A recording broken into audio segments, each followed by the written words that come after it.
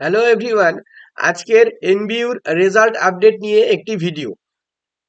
উত্তরবঙ্গ বিশ্ববিদ্যালয়ের অন্তর্গত 2024 সালের ডিসেম্বর মাসে শুরু হয়েছিল থার্ড এবং ফিফথ সেমিস্টারের 3 তারিখ থেকে ফাইনাল পরীক্ষা এবং 16 তারিখ থেকে ফার্স্ট সেমিস্টারের ফাইনাল পরীক্ষা। তো এই পরীক্ষা সংক্রান্ত রেজাল্ট নিয়ে অনেক স্টুডেন্ট খুব উৎকণ্ঠার মধ্যে রয়েছে যে কবে রেজাল্ট দেবে। তো তোমাদের রেজাল্ট সংক্রান্ত বিষয়ের সমস্যার সমাধানের জন্য আজকের এই ভিডিওটি। অনেকেই বলছে যে ফেব্রুয়ারি মাসের মধ্যেই হয়তো রেজাল্ট হয়ে যাবে, এই হয়তো দুদিনের মধ্যে রেজাল্ট হবে। কিন্তু যতদূর জানা যাচ্ছে ফেব্রুয়ারি মাসে তোমাদের কোনো রেজাল্ট বেরোনোর সম্ভাবনা নেই। মার্চের ফার্স্ট উইকেই রেজাল্ট বেরোবে।